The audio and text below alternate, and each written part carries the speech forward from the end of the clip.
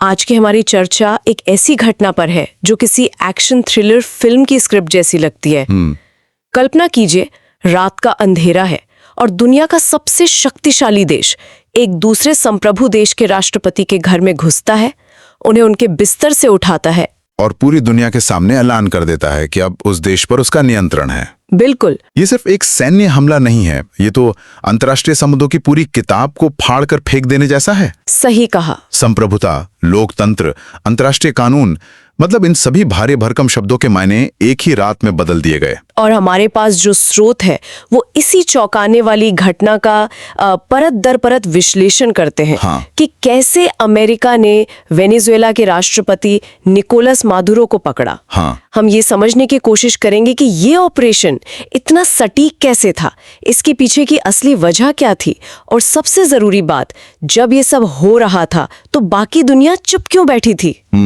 चलिए इस पूरी कहानी के अंदर गहरा गोता लगाते हैं।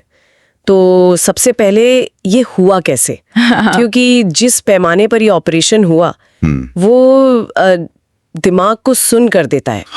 हमारे स्रोत बताते हैं कि इसमें 150 से ज्यादा विमान, ड्रोन और हेलीकॉप्टर शामिल थे। ये किसी छोटे देश पर हमला करने जैसा नहीं था। नहीं, ये तो पूरी तरह से कब्जा करने की तैयारी थी। और इसमें जिन लोगों को भेजा गया वो कोई आम सैनिक नहीं थे। नहीं, बिल्कुल नहीं। ये अमेरिकी डेल्टा फोर्स थी, उनकी सबसे एलीट, सबसे क्या कहते हैं, घातक यूनिट। अच्छा। इन लोगों ने मदुरो के स्टील से बने सुरक्षित कमरे को ऐसे तोड़ा जैसे वो कागज का बना हो। उन्हें और उनकी पत्नी को आधी रात में उनके बेडरूम से उठा लिया गया। सब कुछ इतनी तेजी और सटीकता से हुआ कि मदुरो के सुरक्षा गार्डों को प्रतिक्रिया देने का मौका तक नहीं मिला। और यहाँ पर कहानी का सबसे अजीब और परेशान करने वाला हिस्सा आता है। ट्रंप वाला। डोनाल्ड ट्रंप ने बाद में एक इंटरव्यू में खुद बताया कि उन्होंने इस पूरे ऑपरेशन को व्हाइट हाउस से लाइव देखा, जैसे कोई टीवी शो चल रहा हो। एक पल के लिए इस बात पर रुकते हैं, ये बहुत ही असाधारण बात है ना? एक देश का नेता दूसरे देश के नेता के घर पर हो रहे हमले को लाइव देख रहा है और कह रहा है कि उसने इसका पूरा आनंद लिया। मतलब ये सिर्फ सैन्य अहंकार नहीं दिखाता। नहीं, ये पूरी घटना को एक व्यक्ति का तमाशे में बदल देता है। ये एक साफ संदेश था, देखो हम क्या कर सकते हैं और हमें ऐसा करने में मजा आता है। बिल्कुल, ये सिर्फ मादुरो को पकड़ना नहीं था, बल्कि दुनिया को एक संदेश देना था। सही। स्रोत ये भी बताते हैं कि जब डेल्टा फोर्स मादुरो के आवास पर हमला कर रही थी, ठीक उसी समय वेनेजुएला के दूसरे सैन्य ठिकानों पर भी हमला किया गया। और वो भी B-2 बॉम्बर्स से। मतलब वो स्टेल्थ विमान जो रडार पर दिखाई भी नहीं देते। मकसद एकदम साफ था कि कोई जवाबी कार्रवाई हो ही ना पाए। बिल्कुल, जब तक वेनेजुएला की सेना को पता चलता कि क्या हो रहा है, तब तक उनकी जवाबी कार्रवाई करने की क्षमता को ही खत्म कर दिया जाए। ये एक पूरी तरह से कोऑर्डिनेटेड सर्जिकल स्ट्राइक थी। और उसके बाद मादुरो को कहां ले जाया गया? पहले पास के कैरिबियन सागर में तैनात अमेरिकी युद्धपोत USS इवो जिमा पर, और फिर वहां से सीधा न्यूयॉर्क। इस ऑपरेशन का पैमाना तो समझ आता है, लेकिन जो बात मुझे सबसे ज्यादा चौंका रही है वह है इसका मकसद। ट्रंप ने इसे ड्रग्स और तानाशाही से जोड़ा, लेकिन जब आप स्रोतों की गहराई में जाते हैं तो कहानी पूरी तरह बदल जाती है ना? बिल्कुल बदल जाती है। ट्रंप ने जो कारण दिए कि मादुरो एक तानाशाह थे और ड्रग्स की तस्करी को बढ़ावा दे रहे थे, वो सिर्फ सतह की बातें हैं। असल वजह, जैसा कि अक्सर होता है, बहुत गहरी और पुरानी है, और वो है तेल। और ये बात कोई छुपी हुई भी नहीं है। नहीं। ट्रंप ने अपने बयान में साफ साफ कहा कि अब अमेरिका की बड़ी तेल कंपनियां वेनेजुएला जाएंगी, वहां के टूटे फूटे इंफ्रास्ट्रक्चर को ठीक करेंगी और पैसा कमाएंगी। और ये कहानी असल में आज की नहीं है, इसकी नींव तो ह्यूगो चावेज ने ही रख दी थी। अच्छा। सोचिए, एक तरफ अमेरिका की विशाल तेल कंपनियां जो दशकों से वेनेजुएला में तेल निकाल रही थीं, फिर चावेज आते हैं और कहते हैं ये तेल हमारा है, देश का है, और एक झटके में तेल उद्योग का राष्ट्रीयकरण करके सबको बाहर कर देते हैं। स्रोतों के मुताबिक अमेरिकी कंपनियां इस अपमान और खरबों डॉलर के नुकसान को कभी नहीं भूली। तो ये ऑपरेशन सिर्फ तेल हासिल करने के लिए नहीं था? नहीं, ये पुराना हिसाब बराबर करने के लिए भी था। तो ये सिर्फ तेल पर कब्जा नहीं, बल्कि एक तरह का बदला वसूलने जैसा था। बिल्कुल, ये कॉर्पोरेट रेड की तरह था, जिसे बस सेना की वर्दी पहना दी गई थी। सही कहा। और इस पूरी सोच के पीछे एक नई अमेरिकी विदेश नीति है, जिसे स्रोतों में एक नया नाम दिया गया है, डॉनरो डॉक्ट्रिन। डॉनरो डॉक्ट्राइन।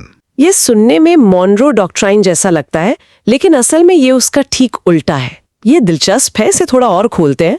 मॉनरो डॉक्ट्राइन क्या था? देखिए, पुराना मॉनरो डॉक्ट्राइन कहता था कि अमेरिका यूरोपीय शक्तियों को अपने पड़ोस यानी लैटिन अमेरिका के मामलों में दखल नहीं देने देगा। मतलब हम दूसरों के मामलों में दखल नहीं देंगे। एक तरह से हाँ, लेकिन डॉनरो डॉक्ट्राइन जो ट्रंप के नाम पर है, वो कहता है कि हमारा हित ही सबसे बड़ा मामला है और हम अपने हित के लिए कहीं भी किसी भी तरह से दखल देंगे, चाहे इसके लिए कोई भी अंतर्राष्ट्रीय कानून क्यों न तोड़ना पड़े। बिल्कुल, ये अंतर्राष्ट्रीय संबंधों के नियमों को फिर से लिखने की कोशिश है। ये कह रहा है कि अब जंगल का कानून चलेगा, जिसकी लाठी उसकी भैंस। सही। तो जब अमेरिका ने ये कदम उठाया तो दुनिया के दूसरे ताकतवर देशों ने क्या किया? रूस और चीन, जो अक्सर अमेरिका का विरोध करते हैं, उनकी प्रतिक्रिया क्या थी?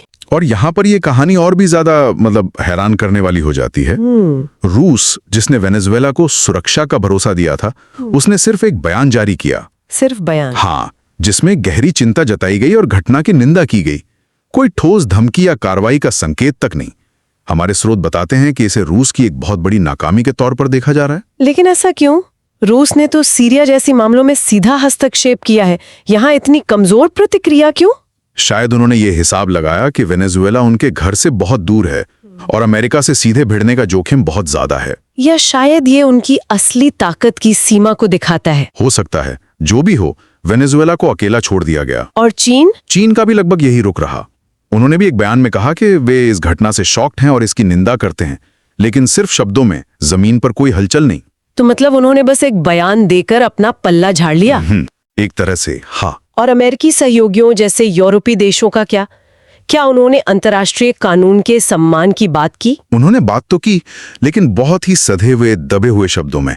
ज्यादातर यूरोपीय देशों ने कहा कि अंतर्राष्ट्रीय कानूनों का सम्मान होना चाहिए, लेकिन किसी ने भी सीधे तौर पर अमेरिका का नाम लेकर उसकी आलोचना करने की हिम्मत नहीं दिखाई। और कुछ ने तो इसका स्वागत भी किया, जैसे कि फ्रांस। बिल्कुल, फ्रांस के राष्ट्रपति मैक्रोन ने तो खुलकर इसका स्वागत किया और कहा कि वेनेजुएला के लोगों को तानाशाही से मुक्ति मिली है। अच्छा, ये दिखाता है कि यूरोप इस मुद्दे पर कितना बटा हुआ था।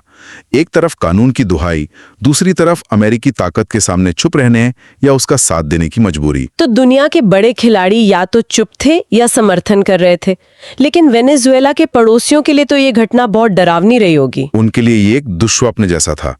मैक्सिको, कोलंबिया, क्यूबा जैसे देशों ने इसका कड़ा विरोध किया, क्योंकि उन्हें डर है कि अगर आज वेनेजुएला के साथ ऐसा हो सकता है तो कल अगला नंबर उनका भी हो सकता है। ट्रंप ने तो कोलंबिया को धमकी भी दी है। हाँ, सीधे सीधे। वहीं दूसरी तरफ अमेरिकी समर्थक देशों ने इसका स्वागत किया। पूरा लैटिन अमेरिका डर और विभाजन के माहौल में है। इन दस्तावेजों में एक और दिलचस्प प्रतिक्रिया इजराइल की है। उन्होंने इस मौके का इस्तेमाल किसी और को संदेश देने के लिए किया। हाँ, इजराइल ने तो इस मौके का इस्तेमाल सीधे सीधे ईरान को चेतावनी देने के लिए किया। उन्होंने क्या कहा? उन्होंने साफ कहा कि ईरान को वेनेजुएला में जो हो रहा है उसे ध्यान से देखना चाहिए। ये एक सीधा संदेश था कि देखो, हमारे सहयोगी तुम्हारे साथ क्या कर सकते हैं। और वो संस्था जिसे ऐसी घटनाओं को रोकने के लिए बनाया गया था, संयुक्त राष्ट्र, वो कहाँ थी? संयुक्त राष्ट्र ने भी वही किया जो वो हमेशा करता है, गहरी चिंता जताई। हाँ बिल्कुल। महासचिव एंटोनियो गुटेरेस ने कहा कि वे इस घटना से डीपली अलार्म्ड हैं, लेकिन इससे ज्यादा कुछ नहीं। ना कोई प्रस्ताव, ना कोई ठोस कार्रवाई। स्रोत इस पर एक बड़ा सवाल उठाते हैं कि अगर दुनिया के सबसे शक्तिशाली देश के इस कदम पर यूएन कुछ नहीं कर सकता तो फिर उसके होने का मतलब ही क्या है? तो ये तो हुई दुनिया की बात, लेकिन खुद वेनेजुएला के अंदर क्या हो रहा है और अमेरिका के अंदर इस पर क्या राय है? हाँ, वहां की स्थिति बहुत जटिल है। क्या वहां के लोग अपने राष्ट्रपति के अपहरण से नाराज हैं? हमारे स्रोत बताते हैं कि वेनेजुएला की जनता बुरी तरह बटी हुई है। एक तरफ मादुरो के विरोधी हैं जो सड़कों पर जश्न मना रहे हैं। अच्छा, वो मादुरो को एक तानाशाह मानते थे और देश की भयानक आर्थिक बदहाली के लिए उन्हें ही जिम्मेदार ठहराते थे। तस्वीरों में लोग अमेरिका की इस कार्रवाई पर खुशी जताते दिख रहे हैं। लेकिन किसी नेता के पतन का जश्न मनाना एक बात है और एक विदेशी ताकत को अपने देश पर कब्जा करने देना बिल्कुल दूसरी बात। हाँ, इसमें एक बहुत खतरनाक लाइन है। बिल्कुल। और यही सबसे बड़ा सवाल है। हाँ, हो सकता है कि लोग मादुरो से नाखुश हों, लेकिन एक विदेशी ताकत का आकर उनके नेता को उठा ले जाना और देश पर कब्जा कर लेना, ये लंबे समय में राष्ट्रवाद की भावना को भड़का सकता है। सही कहा। ये उन लोगों को भी अमेरिका के खिलाफ एकजुट कर सकता है जो कल तक मादुरो के खिलाफ थे। और खुद अमेरिका के अंदर क्या सब लोग ट्रंप के इस कदम का समर्थन कर रहे हैं? नहीं, वहां भी राय बटी हुई है।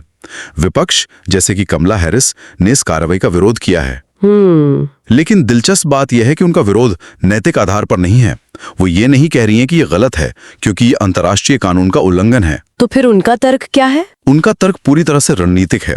उनका कहना है कि ये कदम अमेरिका के लिए ही खतरनाक है। अच्छा, कैसे? इससे वेनेजुएला में अमेरिका विरोधी भावनाएं और भड़केंगी और ये अमेरिका के लिए एक और अफगानिस्तान जैसा दलदल बन सकता है जहां सालों तक अशांति और गुरिल्ला युद्ध चलता रहेगा। यानी उनकी चिंता अमेरिका के हितों को लेकर है, ना कि वेनेजुएला की संप्रभुता को लेकर। बिल्कुल।